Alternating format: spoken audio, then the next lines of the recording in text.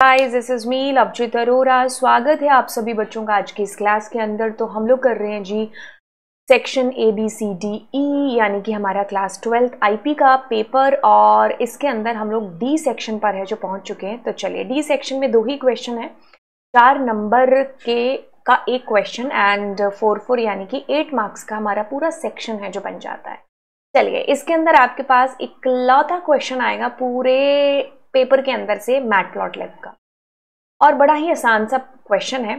ठीक है, अब आपको एक केस स्टडी क्वेश्चन है जो आएगा। तो पूरी की पूरी यहाँ पर कहानी है जो दे रखी है कि भाई ये डेटा एनालिस्ट है और लाइन ग्राफ की बात है जो यहाँ पर कर रहा है। मैं पेन चेंज कर लेती हूँ। रिप्रेजेंट मंथली रेवेन्यू, और क्या है 5 मंथ्स का। ठीक है, मंथली रेवेन्यू है वो क्या है 5 मंथ्स का है, और क्या है कुछ पार्ट है उसका कंप्लीट है, कुछ पार्ट है जो इनकम्प्लीट है, और आपको पूरा का पूरा ये मंथली रेवेन्यू जो है जितने महीनों का वो यहाँ पर दे दिया।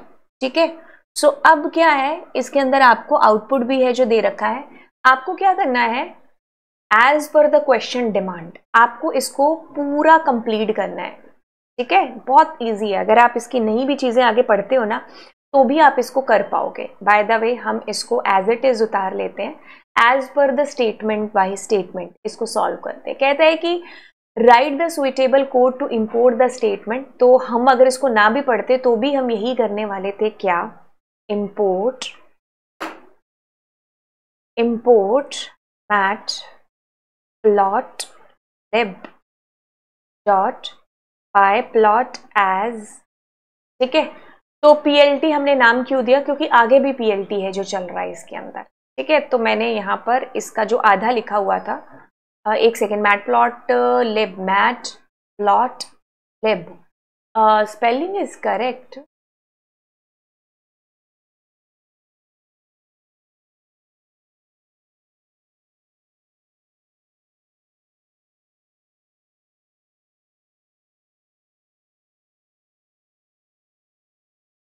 ठीक है, सक्सेसफुली इंस्टॉल्ड। अब आते हैं वापस यहाँ पर। ठीक है, अब देखो स्टेटमेंट नंबर 2, ध्यान से देखो क्या हो रखा है, मंथ और रेवेन्यू दे रखा है।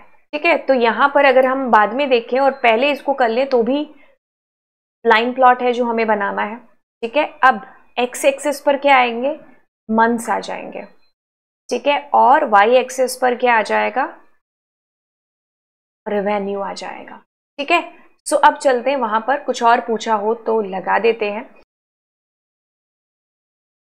Right statement to code blank. ठीक है, अब आपको यहाँ पर लेबल है जो सेट करना है। लेबल आपका लेजेंड है जिससे चलेगा। तो आपने कहा रेवेन्यू इन लैक्स, तो आप as it is same to same है जो कॉपी कर लो, revenue in lakhs and see. यहाँ पर मैंने कहा इज इक्वल्स टू लैक्स के अंदर रेवेन्यू, एंड मैंने यहाँ पर दे दिया। अब यहाँ पर कौन सी स्टेटमेंट है जो आपको दे रखी है, लेट्स सी। यहाँ पर शायद आपके पास टाइटल हो सकता है, आपको पूछा है टाइटल, क्योंकि आपको टाइटल ऊपर दिया हुआ है इसने, है ना। तो टाइटल क्या है आपके पास, मंथली रेवेन्यू एनालिसिस, है ना। तो आप यहाँ पर दोगे टाइटल एंड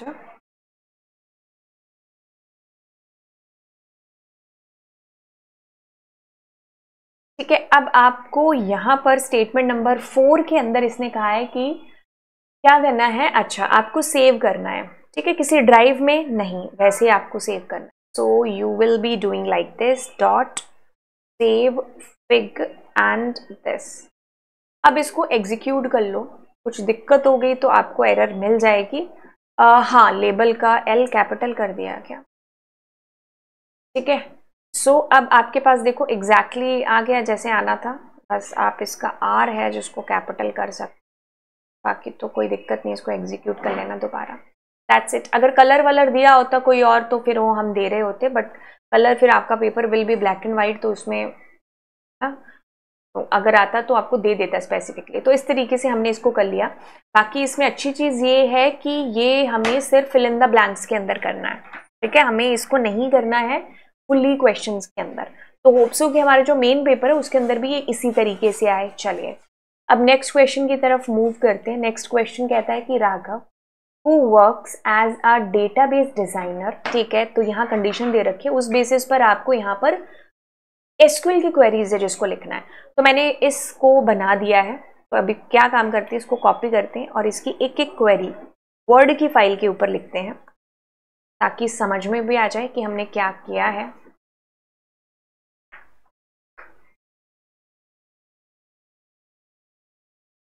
तब तक मैं अपनी टेबल को ओपन कर लेती हूँ।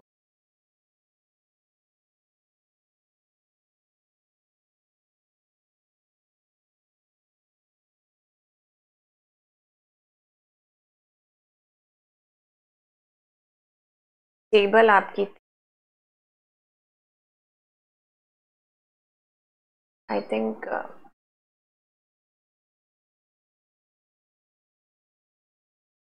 स्टूडेंट टेबल थी, है ना, ये अर्नव शर्मा दिल्ली यही वाली टेबल थी शायद। हाँ, अब देखो पहला क्वेश्चन आता है, यहीं से उठाते हैं पहले क्वेश्चन को। Show the name and city of the students. तो आपके पास नेम और सिटी, तो आप कैसे शो करोगे, सेलेक्ट नेम कॉमा सिटी, ठीक है, और दोनों क्या करना है, अपर केस के अंदर करने हैं। तो आप क्या कर लो, यू केस एंड दिस। अब यहां पर अपर लगा लो, नहीं तो यू केस ही लगा रहने देना, ठीक है। सॉर्टेड बाय अल्फाबेटिकल, तो आपने कहा from student order by name के अकॉर्डिंग। अल्फाबेटिकल ऑर्डर पूछा है आपसे, बस कॉपी कर दिया एंड यहां पर आपके पास अल्फाबेटिकल ऑर्डर में आ गया। नेक्स्ट आपसे क्या पूछा है, डिस्प्ले द स्टूडेंट आईडी। तो एट्रीब्यूट का नाम है स्टूडेंट आईडी, ठीक है, तो मैंने भी यही ले लिया।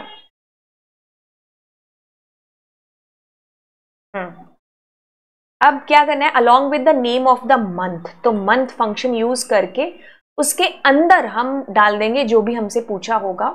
वैसे इसमें एक ही है ना, एडमिशन डेट ही, और तो कोई डेट वाला कॉलम है ही नहीं है। बाय द वे हम क्वेश्चन भी पढ़ लेते हैं दोबारा।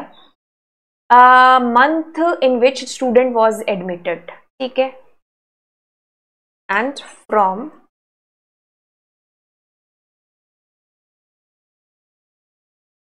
ठीक है, तो इस तरीके से उनकी आईडी के साथ एडमिशन का मंथ है जो उनका आ चुका है।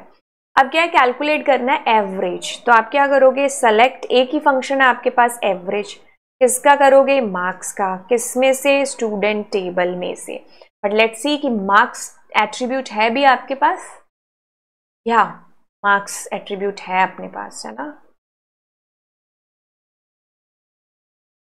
तो इस तरीके से हमने एवरेज निकाल दिया, दैट्स इट। अब जब मैंने इन क्वेश्चंस को किया होगा तो मैंने कैसे किया होगा, let's see how we have done, how to attempt.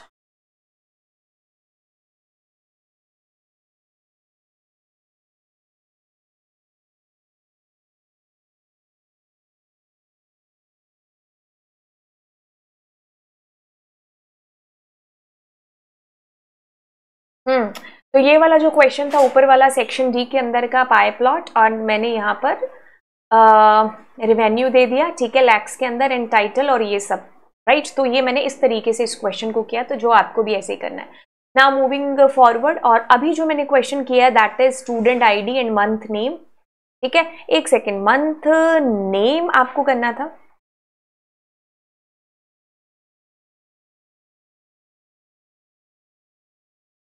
हाँ that's my bad, thank God.